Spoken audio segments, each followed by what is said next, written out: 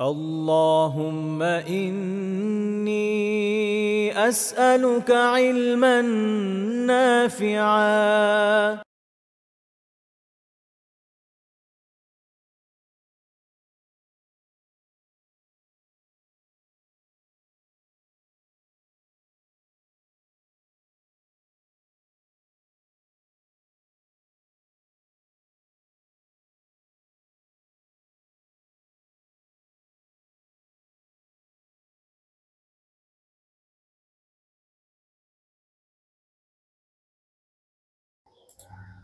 السلام عليكم ورحمة الله.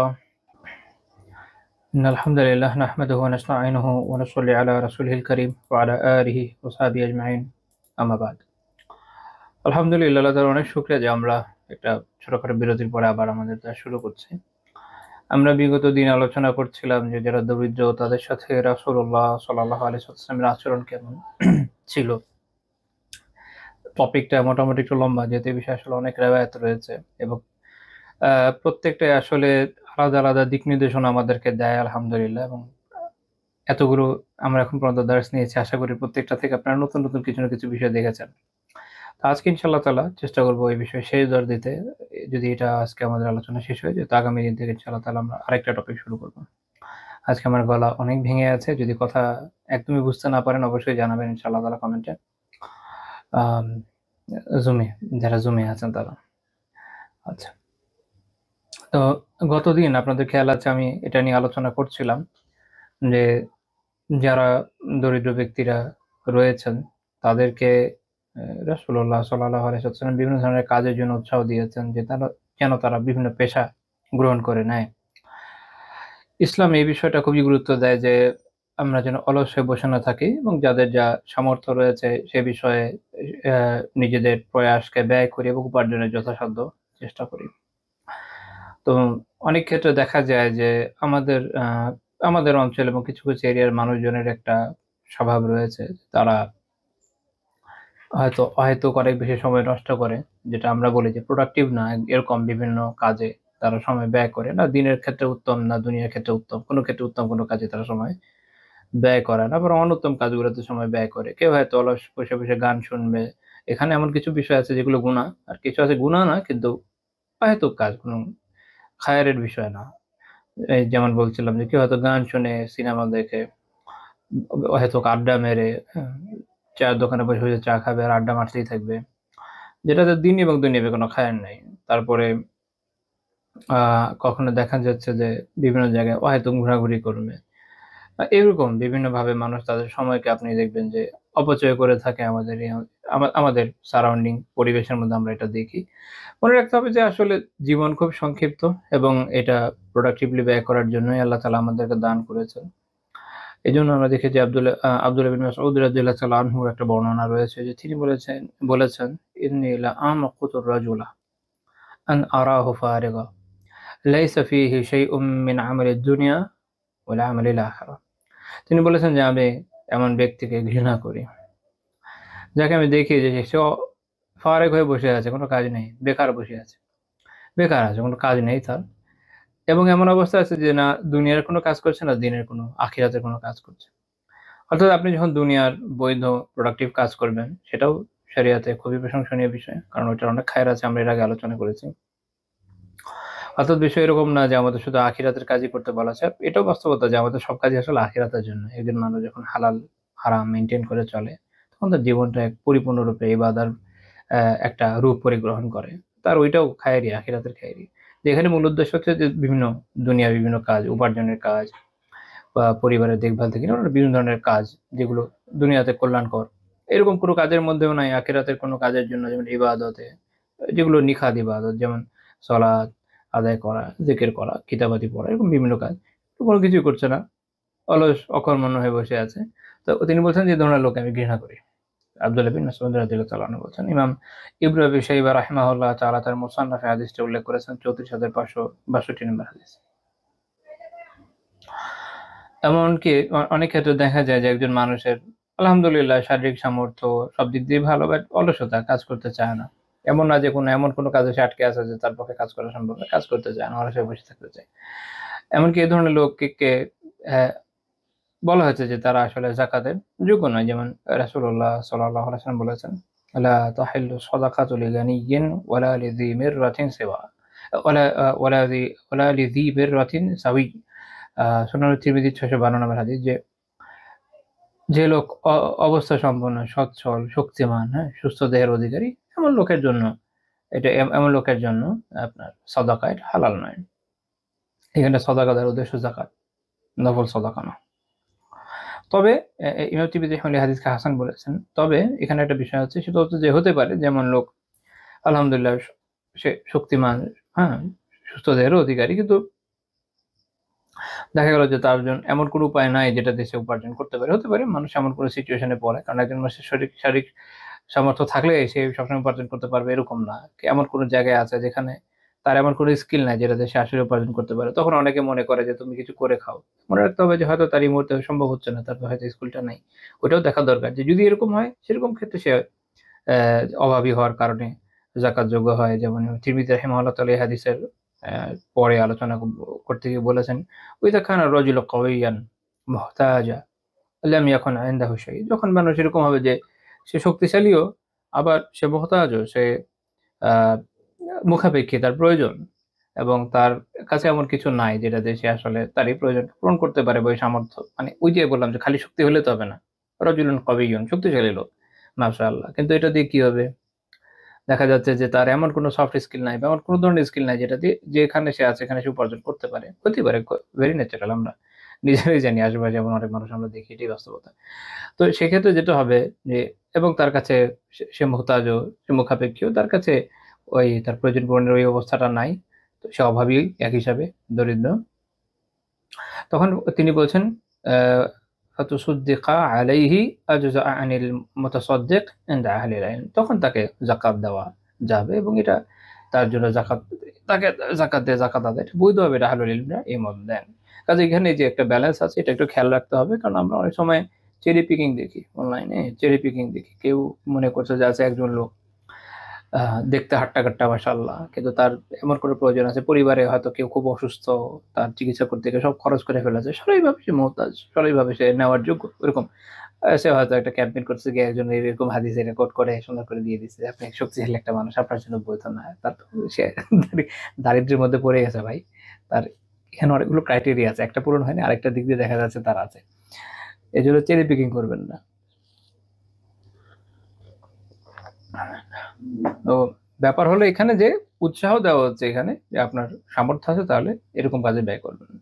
তাহলে এই মানুষের থেকে যাকাত উঠায় খাবেন না, বরং চেষ্টা করবেন নিজের উপার্জনে যেন চলতে পারে। এবং ওইটাই হলো মূল কথা, যে ইসলাম উৎসাহ দিচ্ছে কি, উপার্জন যেন একজন মানুষ করতে পারে তার সামর্থ্য মতো, হ্যাঁ, অলসে বসে থাকবে এরকমটা ইসলাম উৎসাহ দিচ্ছে না।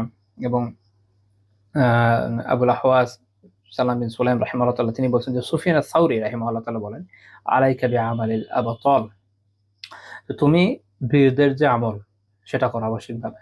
সেটা কি? তিনি ব্যাখ্যা করছেন, আল কাসবু মিনাল হালাল ওয়াল ইনফাকু আলাল ইয়াল, হালাল উপার্জন করা এবং পরিবারের জন্য ব্যয় করা। হালাল উপার্জন করা, পরিবারের জন্য ব্যয় করা কাদের কাজ? তিনি বলছেন এটা হচ্ছে আমল আবতাল, যারা বীর তাদের কাজ।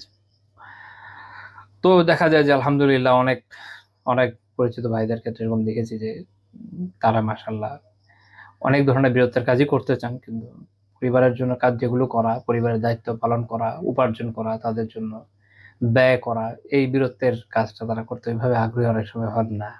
দুনিয়ার অনেক বীরত্বের কাজের প্রতি আগ্রহ থাকলেও এই বীরত্বের কাজটা তারা অনেক সময় ভুলে যান বা অবহেলা করেন। মনে রাখতে হবে যে ইসলাম এটাতে উৎসাহ দিয়েছে, বরং আমরা যেন এই বীরত্বের কাজটা খেয়াল রাখি, এবং এটা যথাসম্ভব চেষ্টা করি। পরিবারের দায়িত্ব নিলে বোঝা যায় মাশাআল্লাহ যে কাজটা কত কঠিন।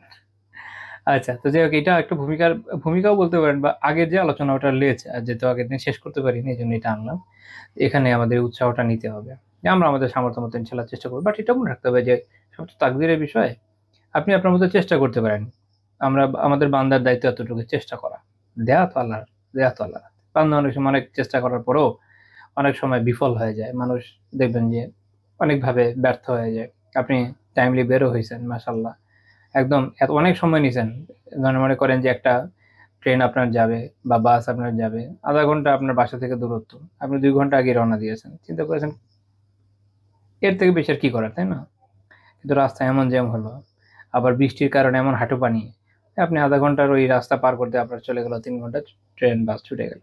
ভেরি ন্যাচারাল, কিছু করার নাই। ওই ওই জায়গাতে আমরা অসহায় না, আমাদের দায়িত্ব যতটুকু আমরা যেন এতটুকু পালন করি, এটা মনে রাখতে হবে। ইসলাম আমাদেরকে প্রোডাক্টিভিটি শেখায়, গতদিন আলোচনা করেছে, আজকে ওইটারই পরবর্তী পরিশিষ্টের আলোচনা। তো যাই হোক, তারপরে দরিদ্রদের সাথে তিনি আরো যে ধরনের ব্যবহার করেছেন বা তাদের যে শিখিয়েছেন তার মধ্যে এটাও আছে, এটা সবার জন্য সামগ্রিক। সেটা হচ্ছে 28 নম্বর পয়েন্ট আমাদের আজকে, সেটা হলো তিনি বলেছেন যেন যারা জান থাকে, যারা চায়, যারা সায়েল, তাদের জন্য অল্প হলেও আমরা দান করি। অল্প হলেও, মানুষ অনেক সময় কি করে, মনে করে যে আমার কাছে যখন লাখ লাখ কোটি কোটি টাকা আসবে তখন আমি অনেক দান করব, কিন্তু এখন যেহেতু লাখ লাখ কোটি কোটি টাকা নাই, তাই আমি দান করব না, আমি আপাতত এগুলো জমাবো। এইটা হচ্ছে একটা শয়তানের ধোঁকা। কারণ কে কবে মরে যায় কোনো ঠিক নাই, এবং আজকের দান আজকেরই, এটা আগামীকালকের দান আগামীকালকেরই, 1 মাস পরের দান 1 মাস পরেরই, 1 যুগ পরের দান 1 যুগ পরেরই।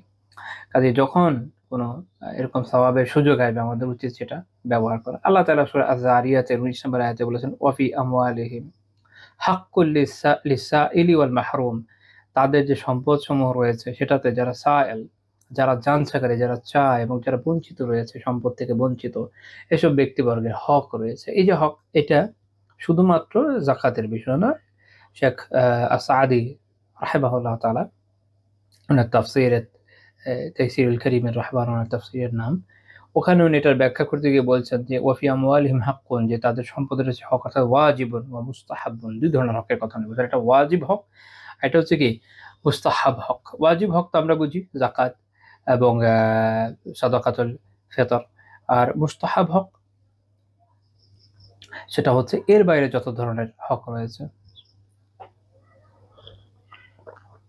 যেমন কোনো দরিদ্র এসে চাইলো, কারো প্রয়োজন, কেউ তার ইলম অর্জনে সাহায্য চাইলো, কেউ তার চিকিৎসার জন্য সাহায্য চাইলো, কেউ তার পরিবার চালানোর জন্য সাহায্য চাইলো, বিভিন্ন ক্ষেত্রে সাহায্য চাইলো, যেগুলো আসলে ওয়াজিব পর্যায়ের না। জাকাত, আপনার জাকাত আদায় হয়ে গেছে বা আপনার জাকাত ওয়াজিব নয়, এই অবস্থায় আপনি যখন এইসব জায়গাগুলোতে বা এরকম যতগুলো জায়গায় হবে সাদাকা করবেন, অধিকাংশ জায়গায় মুস্তাহাব, কোনো কোনো জায়গা প্রয়োজনের কারণে বা অন্যান্য উসুলের কারণে ওয়াজিবের দিকে যায়, কিন্তু ব্রড সেন্সে এগুলো মুস্তাহাব জায়গা।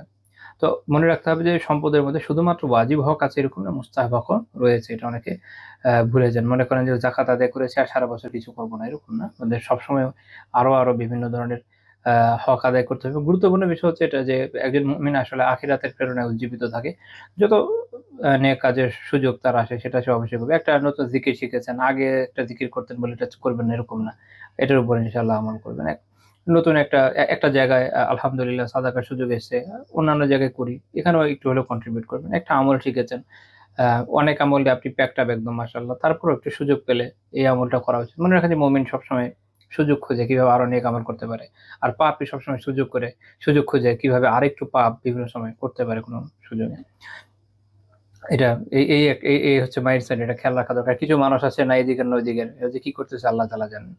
আমি এক লোকের ঘটনা শুনেছিলাম, সে হচ্ছে আপনার অ্যাডিক্টেড, ড্রাগ অ্যাডিক্টেড। তো তার ফ্যামিলি তাকে কোনো একটা দেশে পাঠিয়েছে, যে দেশে পাঠিয়েছে ওখানে তারা ভাবতেও পারে না এখানেও সে ড্রাগস পেতে পারে, ইভেন সে ওখানকার ভাষাও জানে না।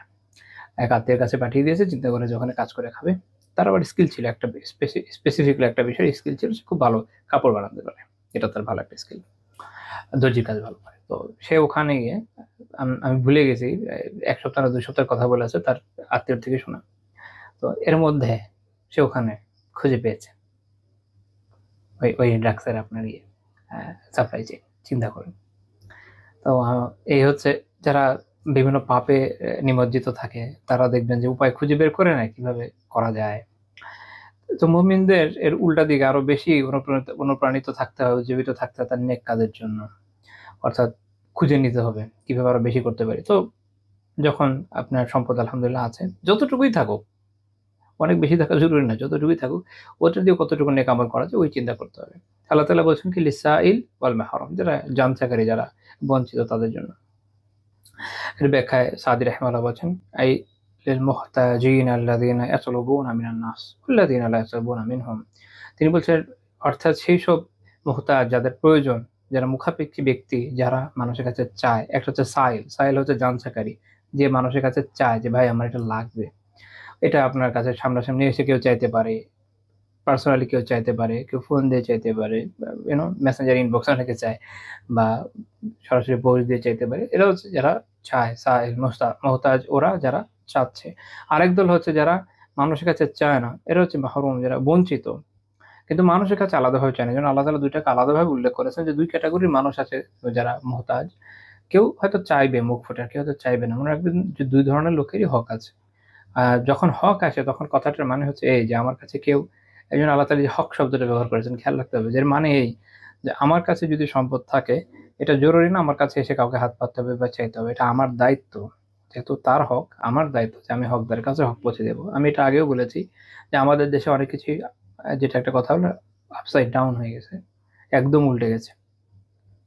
এই দেশে যাদের দায়িত্ব তারা দায়িত্ব পালন করে না, বরং কেউ দায়িত্ব পালন করলে আমরা খুশি চোটে ফিট খাই যাই, ফেসবুকে পোস্ট দিই, মাশাআল্লাহ অসাধারণ দায়িত্ব পালন করছে। এটা তার দায়িত্ব, এটার জন্য সে বেতন পায় প্রতি মাসে। তো যার দায়িত্ব, এই দেশে কেউ দায়িত্ব পালন করে না। কেউ দায়িত্ব পালন করলে আমরা খুশি হয়ে যাই এই জন্য। আর যার দায়িত্ব না, তারই প্যারা খাওয়া লাগে। এটা হচ্ছে আমাদের দেশের সিচুয়েশন। তো এখানে এরকমই হয় যে যারা হতাশ তাদেরই সামনে সামনে গিয়ে দৌড়ানো লাগে। আর অ্যাকচুয়ালি এটা তার দায়িত্ব, যে এটা পৌঁছে দিলে দেখবে যে তার কোনো মাথা ব্যথা নাই।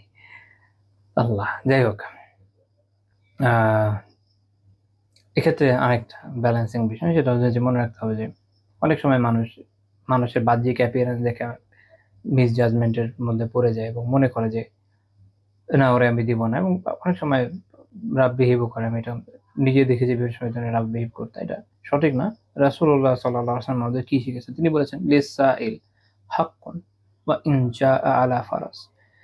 একজন যানছাকারীর হক রয়েছে, তা সে যদি ঘোড়ার পিঠে চড়ে আসে। ঘোড়া আরবদের হিসেবে বেশ দামি বাহন।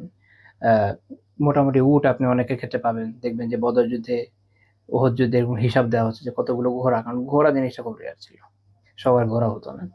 যেন আল্লাহ রসুল স্পেসিফিকলি এটা উল্লেখ করেছে, যদি ঘোড়ায় চড়েও আসে, কিন্তু যদি সে সাইল থাকে, যানছাকারী থাকে, তার হক আছে, সেটা আদায় করো।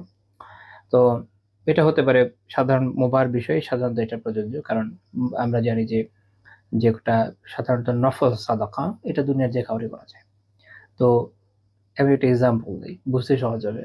আপনি বই বিতরণ করছেন, দিনী কিতাব বিভিন্ন জায়গায়, বা দাওয়া করছেন, দাওয়া করেন, আলহামদুলিল্লাহ বই দিচ্ছেন, মাশাআল্লাহ খুব সুন্দর। তো আপনি যে বইটা নিচ্ছেন যে সাদাকার টাকায় ওঠানো, এখন একজন লোক সুন্দর করে গাড়ি থেকে নেমেছে, আপনি তাকে এটা দিতে পারবেন কি পারবেন না? কারণ যে মাসালা তো তখন আপনার মাথায় ভারী, এত ধনী মানুষ, এটাকে এটা দেওয়া জায়েজ হবে? হ্যাঁ জায়েজ হবে, কোনো সমস্যা নেই, জায়েজ হবে। এটা যেহেতু নফল, নফল সাদাকা দুনিয়ার যে কাউরে দেওয়া যায়। কোন এক জায়গায় কেউ সাদাকা হিসাবে গাছ লাগিয়েছে, একজন ধনী লোক ক্লান্ত হয়ে গেছে, বসে বসে নিতে পারবে না? পারবে। নফল সাদাকার উপকার যে কেউ নিতে পারে। তো এই জন্য যখন দেখবেন যে কেউ এমন কোনো সিচুয়েশনে পড়েছে, হতে পারে ধনী মানুষের সিচুয়েশনে পড়তে পারে, সিচুয়েশন ছাড়াও এরকম, আমি এই জন্য মাসালা ভেঙে বলছি যে কখনো এমন বিষয় থাকে যেটা শুধু দারিদ্রের জন্য না, অন্যান্য খায়ের বিষয় থাকে, এই খায় তাকে দিতে পারবেন কি পারবেন না, অনেকের মাথায় চিন্তা আসে না, বাট এটা কিন্তু মাসালার বিষয়। কোনো কোনো গ্রুপের মানুষ এরকম মনে করে যে এটা মনে হয় তাদের দেওয়া যায় না, বাট বিপুল পরিমাণ রাওয়াত এবং জুমহুর ফুকাহার অবস্থান এটাই যে অবশ্যই দেওয়া যায়, সন্দেহ নেই। তো এই যে হাদিসটা মাত্র উল্লেখ করা, আবু দাউদ রাহিমাহুল্লাহ তাআলা তার সুনানে উল্লেখ করেছেন, 1665 নম্বর হাদিস। শোয়েব আহমদ রাহমাতুল্লাহ আলাইহি হাদিসকে হাসান বলেছেন। তো আমাদের এটা মনে রাখতে হবে যে যে চাইছে যানছাকারী, আমাদের অল্প হলেও তাকে সাহায্য করা উচিত। এই হাদিসগুলোর আলোকে বোঝা যায়। আরো হাদিস আছে, যেমন তিরমিজি রাহিমাহুল্লাহ উল্লেখ করেছেন 665 নম্বর হাদিস, যেখানে আমরা দেখি যে আহ একজন সাহাবিয়া, যিনি রাসূলুল্লাহ সাল্লাল্লাহু আলাইহি ওয়াসাল্লামের কাছে বায়াত করেছিলেন, তো তিনি এটা প্রশ্ন করেছেন, সুন্দর একটা প্রশ্ন, যে অনেক সময় মিসকিন যারা, তারা আমাদের দরজায় এসে দাঁড়ায়, কিন্তু তাদেরকে দেওয়ার জন্য আমি হাত কিছু পাই না। অর্থাৎ উনি বুঝাতে চাচ্ছেন যে দেওয়ার মতো যেগুলো হয়, আমরা অনেক সময় স্ট্যান্ডার্ড সেট করি যে এটা এটা এটা দিব বা এই অ্যামাউন্ট দিব, নাই পকেটে। তাহলে রাসূল কি বলেন? তিনি বলেন ইল্লাম তাজিদি লাহু শাইআ তু'তিহি ইয়াহু ইল্লা যুলফান মুহরাকা ফাদফাইহি ইলাইহি ফি ইয়াদিহি। আল্লাহ রাসূল সাল্লাল্লাহু আলাইহি ওয়াসাল্লাম বললেন যে যদি তুমি পশুর পায়ের খুর, যেটা পোড়ানো খুর, এটা দেওয়ার মতো জিনিস ছাড়া আর কিছু না পাও, তাহলে এটাই তার হাতে দিয়ে দাও। এখন একটা তো বিষয় হচ্ছে এইখানে যে খুর ইটসেলফ একটা খুবই নিম্নমানের জিনিস, খুব বেশি কাজের বা খুব যে দামি জিনিস এমন তো না, পুরো পশুর মধ্যে এটা তুলনামূলক কম ইউজেবল।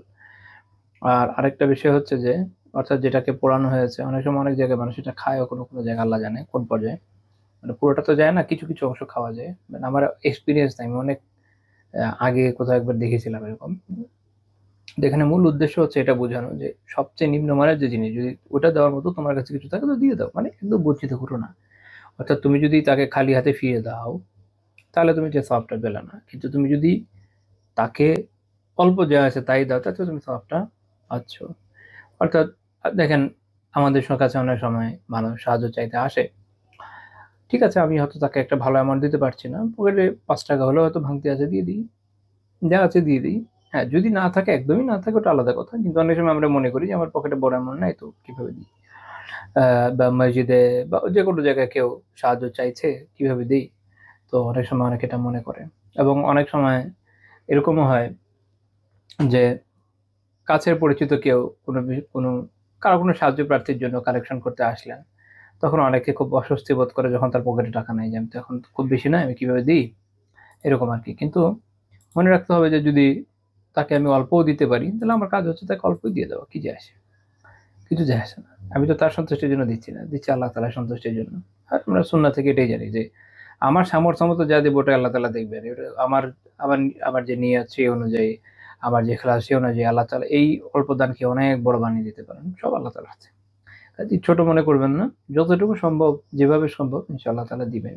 এটা কোনো ব্যাপারই না, এটা কোনো ব্যাপার না। তবে এটা সত্য যে যারা নিচ্ছে তাদের অনেক সময় আল্লাহ জানে তাদের কিভাবে ইগো হার্ট হয়, কিন্তু হয় অনেকের। এটা এটা বেঠিক।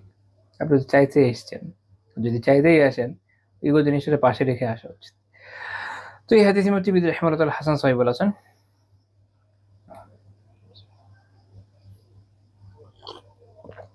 এই প্রসঙ্গে একটা প্র্যাকটিক্যাল টাইপের উদাহরণ পাওয়া যায় হাদিসে। আমর বিন মুআদ আল আনসারী রাদিয়াল্লাহু তাআলা আনহু বর্ণনা করেছেন যে একবার তাদের দরজায় একজন সায়েল, একজন জানসাকের এসে তার কাছে যখন চেয়েছে কোনো কিছু, তখন তার যে দাদি, মানে দাদি যিনি সাহাবিয়া ছিলেন, তো তিনি বললেন যে আত'ইমুহু তামরা, তাকে খেজুর খাওয়াও। তখন ওরা বললেন যে লাইসা ইনদানা, আমাদের কাছে তো খেজুর নাই। তো তখন তিনি বললেন তাহলে তাকে ছাতু খাওয়াও। তো তো তারা বললেন বাসায় যারা, যে এত খুব বিস্ময়কর বিষয় আপনার এই কথা, যে আমাদের কাছে যেটা নাই আমরা কিভাবে খাওয়াবো, না নাই, এগুলো আমাদের কাছে এগুলো কিছুই নাই। তখন তার যিনি দাদি তিনি বললেন যে আমি আল্লাহ রাসূল সাল্লাল্লাহু আলাইহি ওয়াসাল্লামকে বলতে শুনেছি, লা তারুদ্দু সাইলা ওয়ালাউ বিজিলফিন মুহাররাক, যে যারা সাইল, যে জানচাকারী, লা তারুদ্দু সাইলা, জানচাকারীকে তোমরা ফিরিয়ে দিও না, একটা ইয়ে হলো ওই যে পোড়ানো যে খুর, সেটা হলেও দাও, ওয়ালাউ বিজিলফিন মুহাররাক, একটা পোড়ানো খুর হলেও দিয়ে দাও। অর্থাৎ একদম খালি হাতে ফিরিয়ে দেও না, কিছু হলেও দাও, যতটুকু পারো। তো এই হাদিস ইমাম আহমদ রাহিমাহুল্লাহ বলেছেন মুসনাদে ২৭,৪৫১ নম্বর হাদিস, শুআইব আহমদ রাহিমাহুল্লাহ হাসান বলেছেন। এখান থেকে আমাদের শিক্ষা, এই এখন পর্যন্ত আলোচনা হলো এই যে আমরা যেন জানসাকারীকে অল্প হলেও দান করি। এটা আমি মাঝে প্রচুর উৎসাহ দিই যে যথাসম্ভব করেন, যত সম্ভব করেন। অনেক বেশি দিব এই চিন্তা করে শয়তানের ওয়াসওয়াসায় পড়ে সাদাকা থেকে দূরে থাকবেন, যতটুকু পারা যায় করা উচিত সামর্থ্য মতো। আচ্ছা, এরপরে পয়েন্ট হচ্ছে যে রাসূলুল্লাহ সাল্লাল্লাহু আলাইহি ওয়াসাল্লাম এরকম বিভিন্ন সময় দরিদ্র ব্যক্তিদের নিজ উদ্যোগে বিয়েও করিয়েছেন।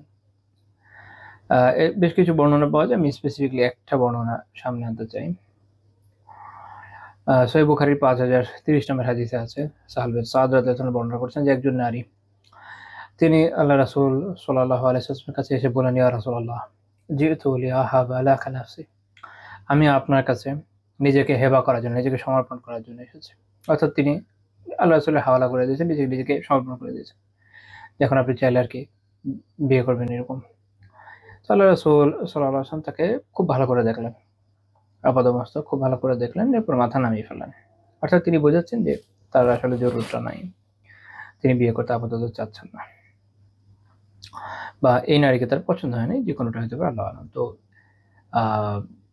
তারপর যেটা হলো যে অনেকক্ষণ তিনি কোনো কিছু যেহেতু বলেন নাই, তো উনি ওখানে বসে গেলেন, সেই সাহাবী উনি বসে গেলেন। তখন একজন সাহাবীদের মধ্যে থেকে যে পুরুষ, তিনি দাঁড়িয়ে বলেন, ইয়া রাসূলুল্লাহ, ইল্লাম ইয়াকুন লাকা বিহা হাজা ফাজাউজনিহা, যদি আপনার প্রয়োজন না থাকে তার কাছে, আপনি আমাকে বিয়ে দিয়ে দেন। আল্লাহ রাসূল সাল্লাল্লাহু আলাইহি ওয়াসাল্লাম বললেন যে হাল ইনদাকা মিন শাই, তোমার কাছে কিছু আছে, অর্থাৎ দেনমোহর দেওয়ার মতো কিছু আছে? তো তিনি বললেন, লা ওয়াল্লাহি ইয়া রাসূলুল্লাহ, আল্লাহ রাসূল, আল্লাহর কসম, আমার কাছে কিছু নাই। তো এখানে একটা গুরুত্বপূর্ণ বিষয়, তাহলে যার কিছু নাই সে বিয়ে করতে যাওয়াটা খারাপ বিষয় না একদম, তাই না? তো তাহলে যদি তার প্রয়োজন হয় সে চাইতে পারে। আচ্ছা, তো আল্লাহ রাসূল কি বললেন যে ইযহাব ইলা আহলিক ফানজুর হাল তাজিদু শাইআ, তোমার পরিবারের কাছে যাও, দেখো যে কিছু পাও কিনা ওখানে। তো তিনি গেলেন, আবার ফেরত আসলেন, বলেন যে ওয়াল্লাহি ইয়া রাসূলুল্লাহ, আল্লাহ রাসূল, আল্লাহর কসম, মা ওয়াজাদতু শাইআ, কিচ্ছু বের হয়নি।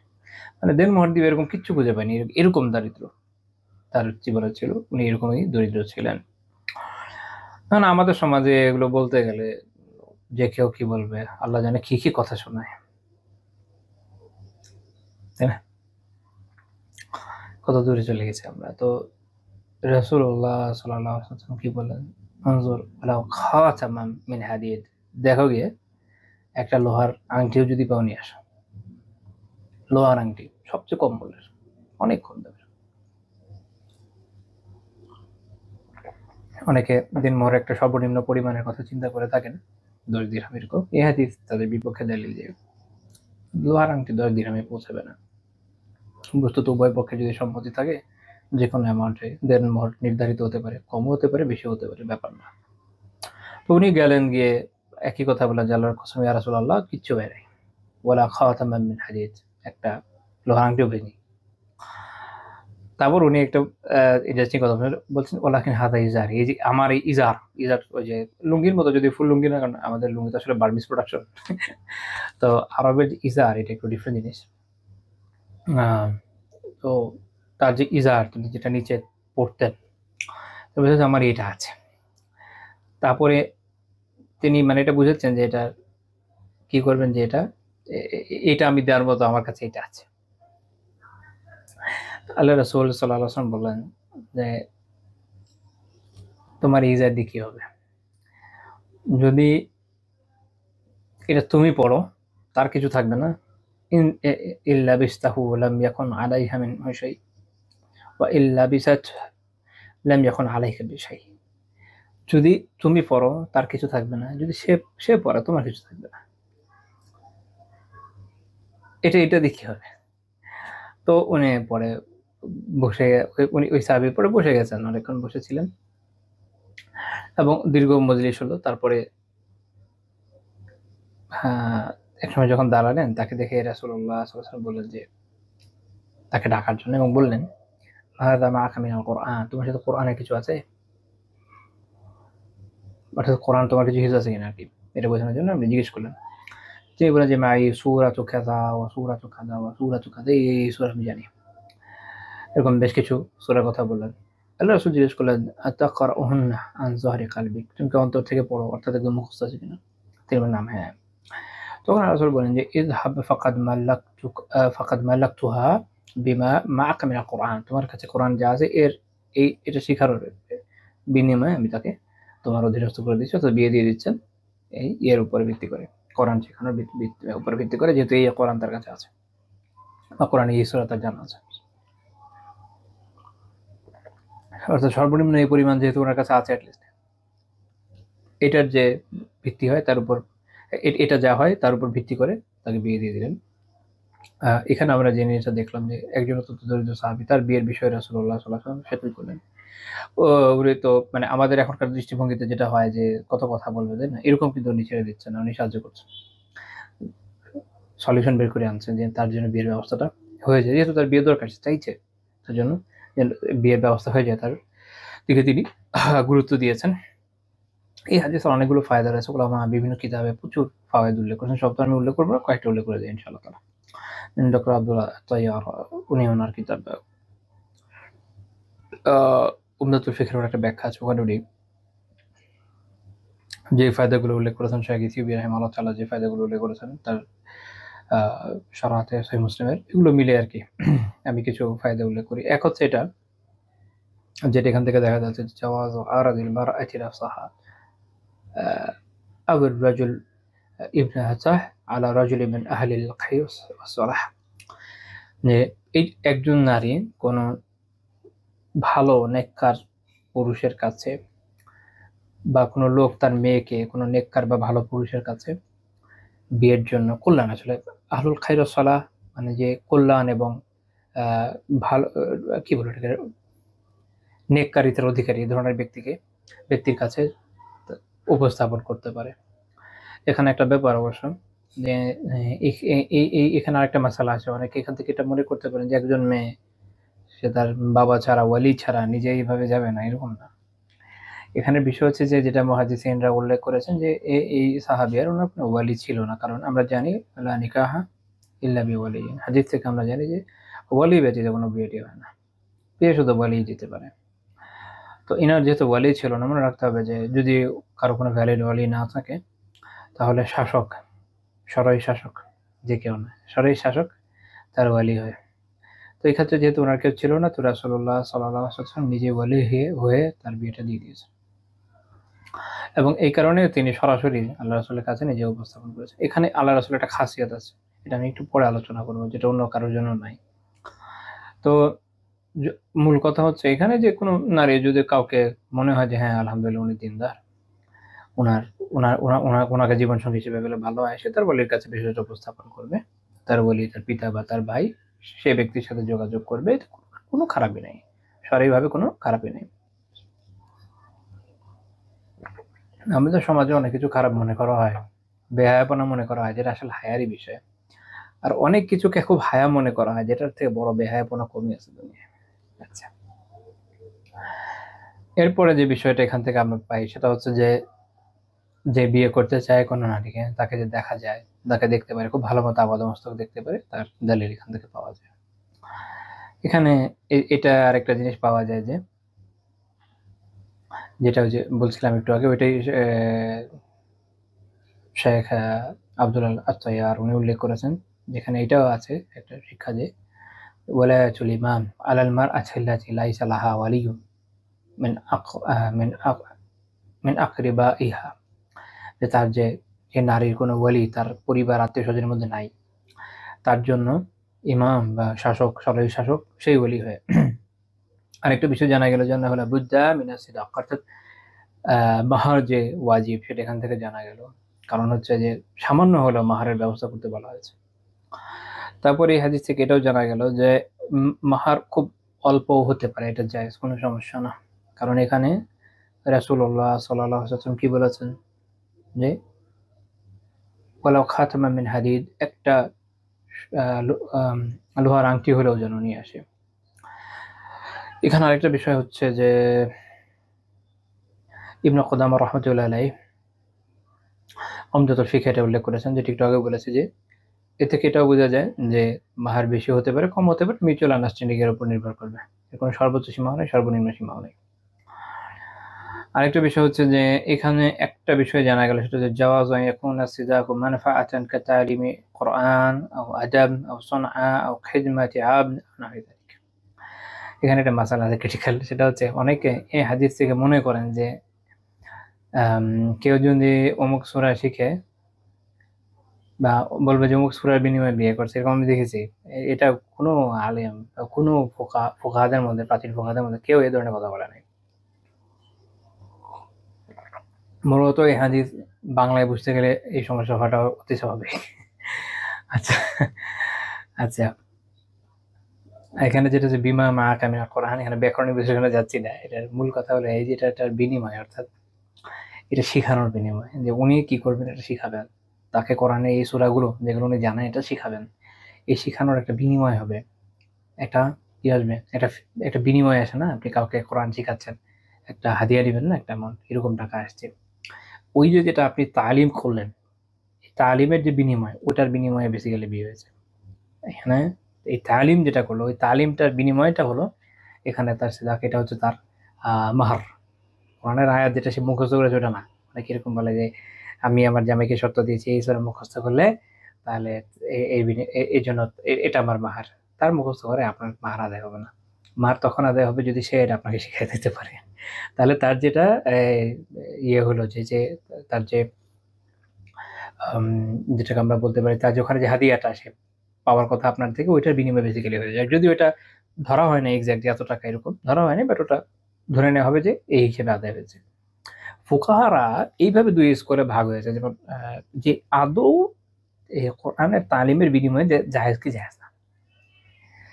তো এমন অনেক আলিম আছেন যারা মনে করেন যে এই বিনিময়টা নেওয়া বৈধ না। যেমন হানাফি আলেমদের মুতাকাদ্দিমিন যারা প্রাচীন হানাফি আলেমরা ছিলেন, ওনারা কোরআন শিখানোর বিনিময়ে কোনো বিনিময় নেই বৈধ মনে করতেন না। মুতাআখিরিনরা পরবর্তীরা এটা চেঞ্জ করেছেন, অন্য মাযহাবের মাসালা গ্রহণ করেছেন, বাট হানাফিদের প্রাচীন আলেমরা এখন ভিন্ন মনে করতেন।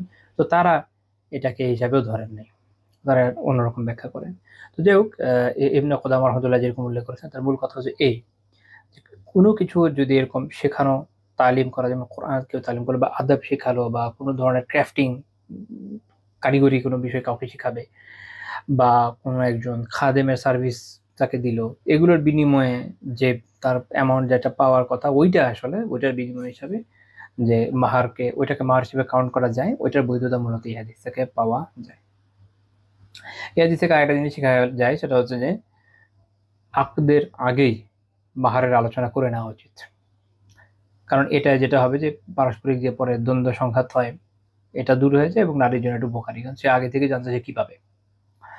এখানে আরেকটা জিনিস আমরা জানলাম, সেটা হচ্ছে যে মাহার এর আলোচনা যখন হয়ে গেল, যদি একমত হয় দ্রুততার সাথে এটাকে মেনে নেওয়াটাই মুস্তাহাব উভয় পক্ষের জন্য।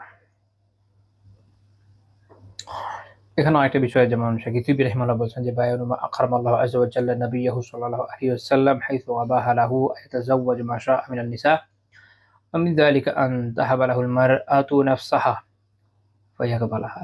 এটা বলছিলাম যেটা ওনার খাসিয়াত, যে আল্লাহ তাআলা তাকে আল্লাহ রাসূলকে সম্মানিত করেছেন এই বৈশিষ্ট্যে যে তিনি নারীদের মধ্যে যাকে চান বিয়ে করতে পারতেন এবং কেউ নিজেকে তার কাছে সমর্পণ করতে পারতেন, হিবা করতে পারতেন, যে আমি আমার নিজেকে আপনার কাছে সমর্পণ করলাম, হিবা করলাম।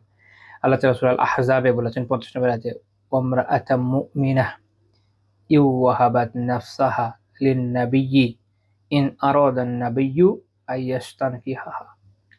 এখানে আল্লাহ তাআলা বলে দিচ্ছেন যে কোন মুমিন নারী সে যদি তার নিজেকে আল্লাহ রাসূলের জন্য হেবা করে, নিজেকে সমর্পণ করে, আল্লাহ রাসূল যদি তাকে বিয়ে করতে চান, এটার বৈধতা আল্লাহ তাআলা এখানে দিচ্ছেন। এখন হয়েছে যেটা এই হাদিস থেকে অনেকে মনে করেছে যে কোনো নারী মনে নিজেকে এরকম সমর্পণ করতে পারে না, এই জন্য এই আয়াত মনে রাখতে হবে। এই আয়াতের পরের অংশে আল্লাহ বলছেন খাওয়ালিসাতাল লাক, এটা আপনার জন্য খাস, মিন দুনিল মুমিনিন, মুমিনদের জন্য না। অর্থাৎ মুমিনদের সবার মধ্যে শুধু আপনার জন্য এই বৈশিষ্ট্য খাস, এটা আর কারোর জন্য না, মাথায় রাখতে হবে। আচ্ছা, আরেকটা বিষয় এই হাদিস থেকে শেখা যায়, সেটা হচ্ছে যে নজরুল ইমাম ফি মাসালিহি রাইয়াতিহি ওয়া ইরশাদিহিম ইলা মা ইউসলিহুহুম, যিনি শাসক, যিনি নেতা, যিনি ইমাম, তিনি তার প্রজাকুলের কল্যাণ এর দিকে নজর দেবেন এবং তাদেরকে সঠিক কল্যাণের পথটা দেখাবেন, এটা এখান থেকে বোঝা যায়। আচ্ছা, এই আমাদের পয়েন্ট আলোচনা। 30 নম্বর পয়েন্ট, রাসূলুল্লাহ সাল্লাল্লাহু আলাইহি ওয়াসাল্লাম এটাকে খুব উদ্বুদ্ধ করতেন যেন পরস্পরকে আর্থিক সহায়তা করে। আমরা মুহাজিরিনরা যখন মদিনাতে হিজরত করে আসলেন তখনকার পরিস্থিতি নিয়ে যখন আলোচনা করেছি আমরা এটা দেখেছি। এর বাইরেও একটা ঘটনা এখানে উল্লেখ করতে পারি, যেমন আশআরী সাহাবী যারা ছিলেন, একটা তাদের একটা গোত্র ছিল আশআরী। ওই গোত্রের বিষয়ে রাসূলুল্লাহ সাল্লাল্লাহু আলাইহি ওয়াসাল্লাম এটা বলেছেন যে ইন্নাল আশআরিয়িন ইযা আরমালু ফিল গাজওয়ি আও ক্বালা তুআমু ইআলিহিম বিল মাদিনা। আশআরী যারা, তারা যদি কোনো যুদ্ধের সফরে বের হয় বা তাদের পরিবারের মধ্যে যদি মদিনাতে থাকা অবস্থায় খাদ্যের অভাব হয়, জামাউ মা কানা ইনদাহুম ফি সাওবিন ওয়াহিদ সুম্মা ইকতাসামুহু বাইনাহুম ফি ইনাইন ওয়াহিদ বিসাওয়িয়া। তার একটা কাপড়ে সব খাবার টাবার জমা করে এক পাত্রের মাধ্যমে সবাইকে সমান সমান ভাবে বন্টন করে দেয়। যে হয়তো অনেক বেশি দিয়েছে কিন্তু সে কিন্তু বেশি পাচ্ছে না, সমান সমান ভাবে বন্টিত হচ্ছে। ফাহুম মিন্নি ওয়া আনা মিনহুম, তারা আমার, আমি তার। এই যেটা উনি বললেন যে এটা মূলত ইমাম নববী রাহিমাহুল্লাহ এর মানে হচ্ছে এটা হচ্ছে আল মুবালাগা ফি ইত্তিহাদি তরিকিহিমা ওয়া ইত্তিফাকিহিমা ফি তাআতিল্লাহি তাআলা। এই যে তারা আমার আমি তাদের, এটাতে বোঝানোর উদ্দেশ্য এটা আরবিতে আসলে এক ধরনের প্রয়োগ, যেটা থেকে এটা বোঝা যায়, যেটা এইটার খুব অতিরঞ্জন বা আধিক্য বোঝায় যে আল্লাহ রাসূল সাল্লাল্লাহু আলাইহি ওয়াসাল্লাম তাদের তাদের এই যে পথটা, তারা যে কাজটা করেছে, এটার সাথে তিনি কতটা ঐকমত্য পোষণ করেন এবং আল্লাহ তাআলার আনুগত্যে কতটা একাত্মতা পোষণ করেন, সেটা বোঝানোর জন্য এই শব্দটা উনি প্রয়োগ করেছেন। তো এখানে আমরা যেটা দেখি সেটা হচ্ছে, আমরা বলতে পারি যে বায়ানু ফাজিলাতিল ইসার ওয়াল মুআসা, অপরকে নিজের উপর প্রাধান্য দেওয়ার যে ফাজিলত এবং পারস্পরিক সহযোগিতার যে ফাজিলত, সেটা এখান থেকে দেখা যায়। এটা সহিহ বুখারী হাদিস 2486 নম্বর হাদিস। এখানে আরেকটা বিষয় দেখা যাচ্ছে, সেটা হচ্ছে এই গোত্রটার ফাজিলত। আরেকটা ব্যাপার আমরা দেখি যে রাসূলুল্লাহ সাল্লাল্লাহু আলাইহি ওয়াসাল্লাম কেন তাদের প্রশংসা করলেন তাদের বিশেষ বৈশিষ্ট্য হিসেবে, এবং এইভাবে গুরুত্ব দিলেন যে তারা এই যে পরস্পরকে সহযোগিতা করছে, এটাকে তিনি খুব উদ্বুদ্ধ করেছেন। তো কাজেই যারা ইভেন দরিদ্র আছে, তারাও যদি নিজেরা পারস্পরিক সহযোগিতা করতে পারে, তারা নিজেরাও কিন্তু উপকৃত হতে পারবে, এক অন্যদের উপরও চাপ কমবে। আরেকটা বিষয় হচ্ছে যে এখান থেকে আমরা এটা বুঝি যে যাদের আল্লাহ তাআলা উত্তম রিজিক দিয়েছেন, সাহায্য করেছেন, তাদের বাসার প্রশস্ততা দিয়েছেন, তাদের উচিত যেভাবে অন্যদেরকে সাহায্য করা, অন্যদের ইহসান করা, অন্যদেরকে নিজের উপর প্রাধান্য দেওয়া, দিনী ভাই বোনদের নিজের উপর প্রাধান্য দেওয়া যথাসম্ভব, এবং তাদের সহযোগিতা করে এবং এর মাধ্যমে রিজিক কমবে এবং বাড়বে। ইবনে তাইমিয়া রাহিমাহুল্লাহ তাআলা মাজমুউল ফাতাওয়াতে একটা বলেছেন, ৮ম খণ্ডের ৫২১ পৃষ্ঠায় বলছেন যে সাইয়ু সাইয়ান, রিজিক অন্বেষণের ব্যাপারে উনি বলছেন যে দুই ভাবে রিজিক অন্বেষণ করা যায়। সাইয়ুন ফি মা নুসিবা লিররিজকি কাসসানাআতি ওয়া জিরাআ ওয়া তিজারা। এক তো হচ্ছে যে যেসব প্রয়াসের মাধ্যমে মানুষ উপার্জন করে, সেটার মাধ্যমে উপার্জন করার চেষ্টা করা, যেমন বিভিন্ন কারিগরি কৃষিকাজ, তারপর হচ্ছে ব্যবসা বাণিজ্য। আরেকটা কি ওয়াসাইউন বিদুআ ওয়া তাওয়াক্কুলি ওয়াল ইহসান ইলাল খালকি ওয়া নাহwi যালিক। এবং আরেকটা হচ্ছে উনি বলছেন যে দোয়া, আল্লাহর উপর ভরসা, তাওয়াক্কুল করা এবং আল্লাহর বান্দাদের প্রতি ইহসান করা, অনুগ্রহ করা, এরকম বিভিন্ন কাজের মাধ্যমে উপার্জনের চেষ্টা করা। তাহলে এটা দ্বিতীয় পন্থা। উনি এরপর বলছেন, মূলত এরপরে যেটা বলেছেন সেটা হাদিসেরই অংশ, সেটা হচ্ছে ইন্নাল্লাহা ফি আউনিল আবদি মা কানাল আবদু ফি আউনি আখি। একজন বান্দা যতক্ষণ তার ভাইয়ের সাহায্যের রত থাকে, আল্লাহ তাআলা তাকে সাহায্য করেন। তো তাহলে বোঝা যাচ্ছে যে আপনি যত রিজিক কামাই করতে চান, কিভাবে করবেন? এক তো হচ্ছে রিজিকের প্রচলিত যে উপায়গুলো, আপনি হয়তো ব্যবসা করছেন, চাকরি করছেন, যা করছেন আলহামদুলিল্লাহ। এরপরে আর কি উপায়? দোয়া করা আল্লাহর কাছে, আল্লাহর উপর তাওয়াক্কুল করা এবং আল্লাহর বান্দাদের প্রতি ইহসান করা, দরিদ্রদের প্রতি ইহসান করা, বা ইভেন আপনার সমপর্যায়ের লোকেরও হতে পারে ইহসানের প্রয়োজন, যে কারো প্রতি ইহসান করা। কেননা আপনি যতক্ষণ আপনার ভাইদেরকে বোনদেরকে সাহায্য করবেন, আল্লাহ আপনাকে সাহায্য করবে। দেখবেন আপনি বন্ধ করে দিয়েছেন, আল্লাহ বন্ধ করে দিয়েছেন। এবং এটার উদাহরণ এত বেশি আপনার আশেপাশে ঘুরলে পেয়ে যাবেন, নিজের জীবনে পেয়ে যাবেন। তো দেখা যায় যে আলহামদুলিল্লাহ যারা সবার জন্য খুব উন্মুক্তভাবে কাজ করে, আপনি দেখবেন যে আল্লাহ তাআলা তাদের কখনো আটকান না। আল্লাহর মেহেরবানিতে তাদের রিজিক চলতেই থাকে। এখন কখনো এরকম হবে যে আপনার নিজের সামর্থ্য আছে, আপনি করবেন, আবার কখনো এমন হতে পারে আপনার সামর্থ্য নেই, তো কি করবেন? যাদের আছে তাদের দিকে নিয়ে দিবেন। অর্থাৎ আপনি তখন খায়রের একটা পথ উন্মুক্ত করলেন। তার বেনিফিট কি? আপনি কিন্তু আপনার সওয়াবের রাস্তা চালু রাখলেন। আমি এই বিষয়ে অবশ্যই উৎসাহ দিব। সেটা হলো এই যে, হতে পারে অনেক সময় আমাদের নিজেদের সামর্থ্য থাকে না, বাট আমরা একটা কল্যাণের পথ দেখিয়ে দিতে পারি, আরেকজনকে হয়তো রেফার করতে পারি, আরেকজন থেকে এনে দিতে পারি, কোনো না কোনোভাবে সাহায্য করতে পারি। তবে অবশ্য এই এনে দেওয়ার ক্ষেত্রে আমি ঋণের পরামর্শ দেব না। না, কারণ ঋণের ক্ষেত্রে যেটা হয়, আপনার তো আসলে থাকা লাগবে,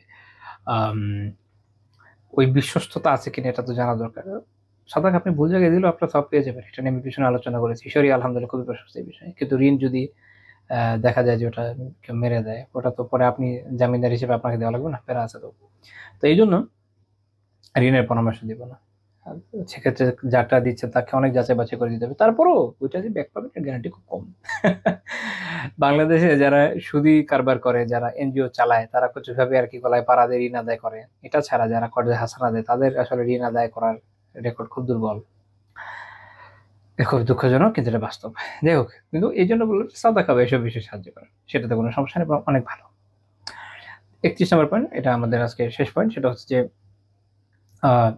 রাসূলুল্লাহ সাল্লাল্লাহু আলাইহি ওয়াসাল্লাম এই উম্মার জন্য দারিদ্রের এত ভয় পান নাই, তিনি দারিদ্রের চেয়ে ধনাঢ্যতাকেই বেশি ভয় পেয়েছেন। সহিহ বুখারী ছাড়া যে 15 নম্বর হাদিস, যে রাসূলুল্লাহ সাল্লাল্লাহু আলাইহি ওয়াসাল্লাম আবু উবাইদা ইবনে জাররাহ রাদিয়াল্লাহু তাআলা আনহুকে বাহরাইনে পাঠিয়েছিলেন জিজিয়া আনার জন্য। বাহরাইন একটা সুলহ, একটা চুক্তির মাধ্যমে ইসলামের অধীনে আসে, এবং জিজিয়ার বিনিময়ে তখন আলা বিন আল হাদরামি রাদিয়াল্লাহু তাআলা আনহুকে ওখানে শাসক নিযুক্ত করা হয়।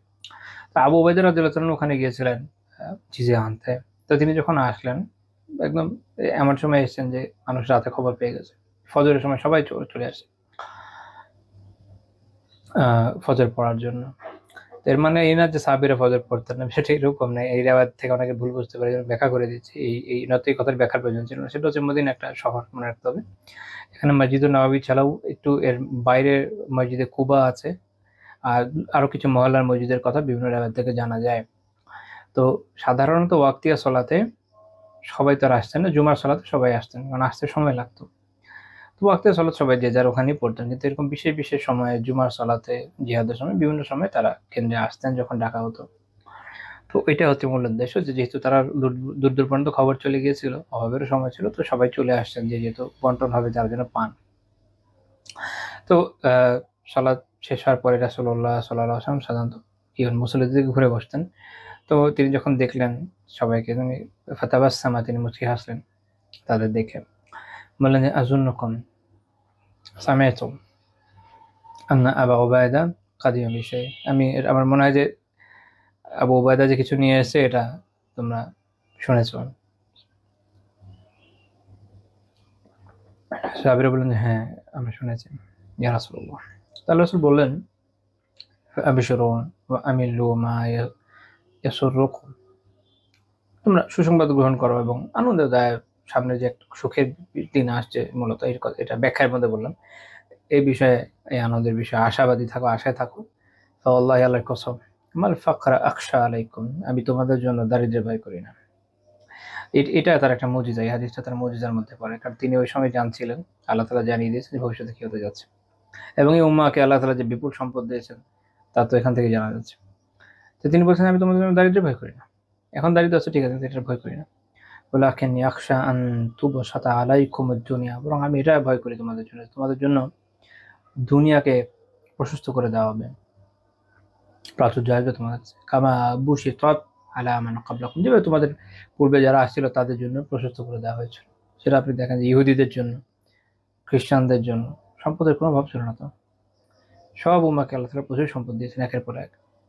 তো আল্লাহ রাসূল এরপর বললেন ফাতানাফাসুহা কামা তানাফাসুহা, ফলে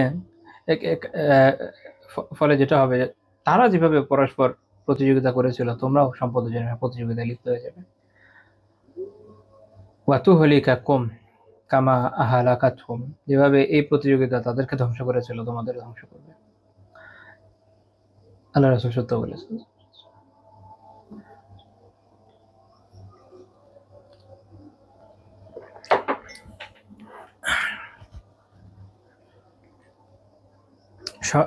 সম্পদের যে প্রতিযোগিতা, এটা উম্মাহকেও কম ধ্বংস করে নাই।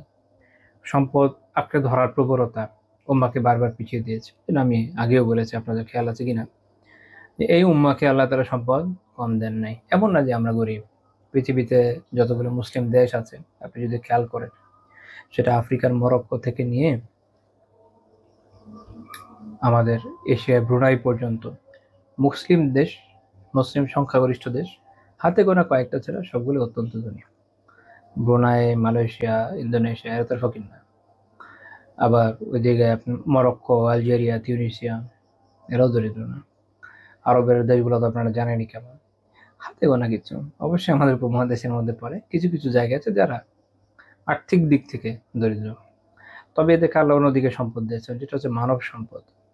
উম্মাহ যদি সামগ্রিকতার বিচারে একত্রিত থাকে এবং দিনের যে তাকাজা সে অনুযায়ী কাজ করে, তাহলে উম্মার জন্য অর্থ সম্পদ, খনিজ সম্পদ, মানব সম্পদ কোনো কিছুর অভাব হবে না। আলহামদুলিল্লাহ সবই আছে। সমস্যা হচ্ছে উম্মাহ বিচ্ছিন্ন হয়ে গেছে। সমস্যা হচ্ছে উম্মাহ তার অ্যাসিডগুলোকে কাজে লাগায় না। সমস্যা হচ্ছে সংকীর্ণ জাতীয়তাবাদে উদ্বুদ্ধ হয়ে উম্মাহ নিজেকে বিচ্ছিন্ন করে দিয়েছে। সমস্যা হলো এখানে যে অর্থবিত্তের প্রতিযোগিতায় তারা এমনভাবে পাগল হয়েছে যে যেটা তাদের যাদের কারো কারো অবস্থা এরকম, যাদের প্রয়োজন থেকে এত বেশি সম্পদ আছে, এই সম্পদের হিসাব দিতে দিতে কিয়ামতে কি অবস্থা হবে আল্লাহ একমাত্র জানেন। কিন্তু সে আরো প্রতিযোগিতায়, আরো আপনি বলতে পারেন যে পাগলের মতো প্রতিযোগিতায় লিপ্ত, আরো বানাতে চাচ্ছে। মরুভূমির মধ্যে যেখানে এমন কোনো খাদ্য নাই, সেখানে সে আম, বিভিন্ন ধরনের কনস্ট্রাকশনের কাজে অহেতুক অর্থ ব্যয় করে এক একটা ফিল্ড প্রজেক্ট করে বসে আছে, যেটা থেকে কোনো ইয়ে আসে নাই, আউটকাম আসে নাই। 20-30 বছর আগেও করেছে, হয় নাই, এখন করছে, এটাও আসবে না, ইনশাল্লাহ আগামীতেও হবে না, এগুলোর কোনো কাজে আসবে না। তো সম্পদের এসব প্রতিযোগিতা এইভাবে উম্মাকে বিভিন্ন দিক থেকে ধ্বংস করছে। কারো কারো অবস্থা এরকম যে উম্মার এক অংশ যখন বিপদে আছে, তাকে সাহায্য করতে সে আগ্রহী নেই, এই জন্য সে মনে করে যে ওইটা করতে গেলে আমি একটু ঝামেলা পড়বো, আমার সম্পদ ক্ষয়ে যাবে, সম্পদের ভয়। তো এই সম্পদের ভয় উম্মাকে অনেক ক্ষতিগ্রস্ত করেছে, এটাই বাস্তবতা। এটা তো মানে রাষ্ট্রীয় পর্যায়ে, আর ব্যক্তি পর্যায়ে তো এটা বলে শেষ করা যাবে না আমরা এতটা ক্ষতিগ্রস্ত। তো এই হাদিসের ব্যাখ্যা ইমাম ইবনে বাত্তাহ রাহিমাহুল্লাহ তাআলা বলেছেন, হাদিহিল হাদিসু, উনি কয়েকটা হাদিস উল্লেখ করেছেন পরপর, তারপর বলছেন যে তানবীহুন ফি আন্না জাহরাতাদ দুনিয়া ইয়ানবাগি আন ইউখশা সুউ আখিবাতিহা ওয়া শাররু ফিতনাতিহা মিন ফাতহিল্লাহি আলাইহি দুনিয়া। আল্লাহ তাআলা এই হাদিস থেকে এটা আমাদের জানা উচিত, যে সতর্ক হওয়া উচিত যে আল্লাহ তাআলা যার জন্য দুনিয়া খুলে দিয়েছেন, দুনিয়ার দরজা যার জন্য খুলে দিয়েছেন, তো সে যেন এই যে দুনিয়ার যে সৌন্দর্য, এগুলো দেখে, নাজ নিয়ামত দেখে, সেজন্য তার শেষ পরিণতি নিয়ে ভীত থাকে। এবং এই বিষয়গুলোর যে নিকৃষ্ট পরীক্ষা রয়েছে, ফিতনার আসল অর্থ কি? পরীক্ষা। তো এই যে ক্ষতিকর নিকৃষ্ট পরীক্ষা রয়েছে, এটার ব্যাপারে সেজন্য ভীত হয়। অর্থাৎ সম্পদ হাতে চলে এসেছে, আলহামদুলিল্লাহ, আল্লাহ শুকরিয়া আদায় করেন, অবশ্যই শুকরিয়া আদায় করতে হবে, শুকরগুজারি জরুরি। সেই সাথে নিজের পরীক্ষার ব্যাপারে ভয় করেন, আল্লাহকে ভয় করা লাগবে, মনে রাখতে হবে। কারণ নিয়ামত যখন আসে, ওটা একটা বড় পরীক্ষা, নিয়ামতের পরীক্ষা। যখন নিয়ামত থাকে না, সেটাও একটা বড় পরীক্ষা, সবরের পরীক্ষা, মুমিনের জীবনী পরীক্ষা। বাকিদের না, বাকিদেরও পরীক্ষা, কিন্তু ওরা আগেই ফেল করে আসছে। যতক্ষণ ইমান না আসছে, ততক্ষণ তার আসলে কি নেই, পরীক্ষার হলে এন্ট্রি নেই এক হিসাবে। যদিও সেও পরীক্ষায় আছে, লুজার, আগেই ফেল, আর গিয়ে করবে কি। কিন্তু যখন সে মুমিন, তখন সে পরীক্ষাটায় সিনসিয়ারলি বসছে। এখন তো তাকে, সে পারুক আর না পারুক, তাকে পরীক্ষা তো দিয়ে যেতে হবে। এই জন্য আমাদের ওইভাবে সচেতন হওয়া দরকার। তারপর তিনি বলছেন যে এখানে ওই হাযযিরু তানাফুস ফিহা, এবং এই যে সম্পদের জন্য যে প্রতিযোগিতা, একে অপরের পারস্পরিক প্রতিযোগিতা, এই বিষয়ে এখানে সতর্ক করা হচ্ছে। এবং এই যে ধ্বংসশীল বিভিন্ন বিভিন্ন কি বলবেন সম্পদ, সাজসজ্জা যা আছে, এগুলো নিয়ে প্রশান্ত হয়ে যাওয়ার যে ব্যাপারটা, খুব কিছু হয়ে গেছি, সেই বিষয়ে সতর্কীকরণ রয়েছে। লিআন্না নবী সাল্লাল্লাহু আলাইহি ওয়াসাল্লাম খাশিয়া যালিকা আলা উম্মতি, কেন নবী সাল্লাল্লাহু আলাইহি ওয়াসাল্লাম তার উম্মার জন্য এটা নিয়ে ভয় পেয়েছেন, সংকিত হয়েছেন। ওয়া হাযযারাহুম মিনহু লিইলমিহি আন্নাল ফিতনা মাকরুনাতুন বিল গিনা, এবং তিনি তাদেরকে সতর্ক করেছেন এই জন্য যে তার জ্ঞান ছিল, তিনি এটা জানতেন যে ফিতনা সম্পদের সাথে যুক্ত থাকে। যার সম্পদ নাই সেও ফিতনায় থাকে, ট্রু। কিন্তু যার সম্পদ আছে, সে যে পরিমাণ ফিতনায় থাকে, ওই পরিমাণে সে আসলে থাকে না যার সম্পদ নাই। তারপরে ফিতনাটা যে সম্পদ ওয়ালা, তার ফিতনা অনেক বড়, অনেক ব্যাপক। কারণ যার সম্পদ আছে, সে হেন অপকর্ম নাই যেটা করতে পারে না। সে দেশের মধ্যেও করতে পারে, দেশের বাইরেও করতে পারে, দুনিয়ার যে কোনো জায়গায় গিয়ে যে কোনো ধরনের অপকর্ম সে করতে পারে। সে আরো হারামে লিপ্ত হতে পারে, সম্পদের মোহ তাকে জুলুম করতে প্রলুব্ধ করতে পারে, তাই না? মানুষের হক মারতে প্রলুব্ধ করতে পারে, সুদে জড়াতে প্রলুব্ধ করতে পারে, অনেক কিছু করতে পারে। কাজেই সে তার যে পরিমাণ ক্ষতির সম্ভাবনা, যে পরিমাণ ফিতনা, যে পরিমাণ ভয়, যার একদমই সম্পদ নাই, তার তো আসলে পরিমাণ নাই। এই জন্য এটার ক্ষতিও অনেক বেশি। এই জন্য রাসূলুল্লাহ সাল্লাল্লাহু আলাইহি ওয়াসাল্লাম আমাদেরকে সতর্ক করে দিয়েছেন আগেই, যে দারিদ্র নিয়ে অত ভয় না, যত ভয় ইয়ে নিয়ে, সম্পদ নিয়ে, অবভিয়াসলি। তবে এটাও সত্য যে দারিদ্র, কোনো কোনো দারিদ্রকে মানুষকে ইভেন কুফরের দিকেও নিয়ে যায়, এটাও আমরা জানি। তো কাজেই ওই যে একটা ব্যালেন্সিং কথা, যে সম্পদ দরকার, কিন্তু সম্পদ হালালভাবে দরকার, এবং সেটার যে ইসলামী নীতিমালা, সেটা মেনে আসা দরকার। তার যে হুকুকগুলো, হকগুলো, ওয়াজিব এবং মুস্তাহাব, তা আদায় করা দরকার। একই রকম ভাবে যার সম্পদ নাই, তার কাজ হচ্ছে সবর করা। এবং এই যে এখন পর্যন্ত আমরা আলোচনা করলাম 31টা পয়েন্ট, এগুলো নিয়ে চিন্তা ভাবনা করা, তো দেখবেন যে আলহামদুলিল্লাহ এগুলোর উপর যদি আল্লাহ তাআলা তৌফিক দেন, আমরা যদি আমল করতে সক্ষম হই, তাহলে ইনশাআল্লাহ তাআলা অনেকটাই আমরা সমস্যা উত্তরণে সক্ষম হবো। যারা ধনী আছে তাদের সাহায্য পাওয়া যাবে, যারা গরিব আছে পারস্পরিক সহযোগিতা করতে পারবে, এবং তারা সবর জামিল বা উত্তম সুন্দর সবর করতে সক্ষম হবে। ফলে উভয় দল আখিরাতের পথে উত্তমভাবে এগোতে সক্ষম হবে। মুসলিম সোসাইটিও তো এভাবে এগিয়ে যাবে। মানে ইসলাম তো আর আমাদেরকে কমিউনিজম শেখায় না, যে ধনী তারা একদম গলায় পাড়া দিয়ে সব সম্পদ নিয়ে যেতে হবে, এরকম না। আবার ইসলাম আমাদেরকে পুঁজিবাদও শেখায় নাই, যে যে দরিদ্র তাকে আমার বাধ্য করতে হবে যে তুমি একটা রেসে লাগে যাও, তোমার ইয়ে দিব না, আমি তোমার কোনো হক আদায় করবো না, তুমি যদি পারো আদায় করে নাও, না করলে কি বলে উর্দুতে এটা হবে না, ভার্মে যাও, আমাদের দেখার বিষয় না, এরকম না। ইসলাম আমাদের একটা ব্যালেন্স শেখায়, এবং যারা ধনী তাদের সম্পদের হক আছে এটা জানিয়ে দেয়, আবার যারা গরিব তাদেরকে কিভাবে তারা তাদের ব্যবহার করবে, কিভাবে তারা সবর করবে, এটাও শেখায়। এই যে একটা ব্যালেন্স, এটার মাধ্যমে আমরা ইনশাআল্লাহ তাআলা আমাদের যে পারস্পরিক অবস্থা এটা উন্নয়নে সক্ষম হবে। আল্লাহ তাআলা আমাদেরকে তৌফিক দান করেন, আমিন। আম, আজকে আমাদের এই বিষয়ক আলোচনা এই পর্যন্ত থাকছে।